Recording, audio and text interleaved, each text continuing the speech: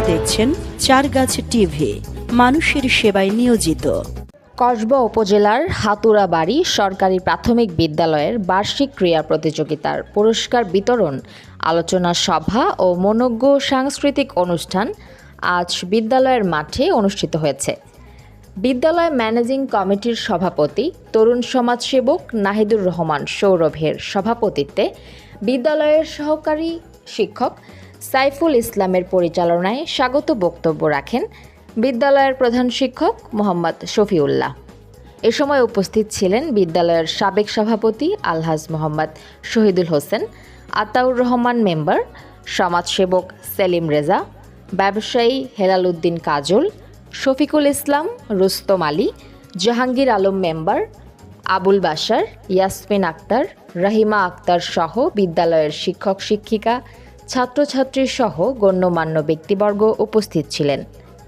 অনুষ্ঠানের শুরুতেই কোরআন তেলাওয়াত, জাতীয় সঙ্গীত, স্বাগত বক্তব্যের মধ্যে দিয়ে অনুষ্ঠানের কার্যক্রম শুরু হয়।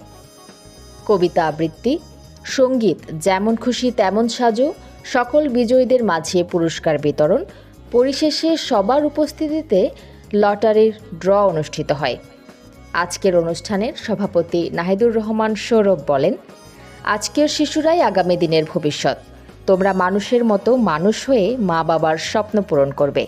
এই বিদ্যালয়ের সার্বিক উন্নয়ন, গরিব অসহায় ছাত্রছাত্রীদের সহযোগিতা, সর্বোপরি শিক্ষার মান উন্নয়নে আমি সর্বদাই আপনাদের পাশে আছি। শিক্ষক মণ্ডলী, কমিটির এলাকার গণ্যমান্য ব্যক্তিবর্গ, অভিভাবকদের সহযোগিতায় এই বিদ্যালয়কে একটি মডেল বিদ্যালয় হিসেবে প্রতিষ্ঠিত করব ইনশাআল্লাহ।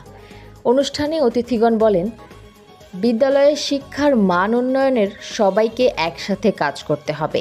শিক্ষকের পাশাপাশি অভিভাবকদের অনেক দায়িত্ব।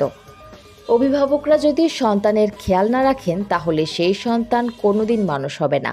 স্কুল থেকে বাড়িতেই আপনার সন্তান বেশিক্ষণ থাকে, তাই তাদের প্রতি বাড়তি খেয়াল রাখতে হবে।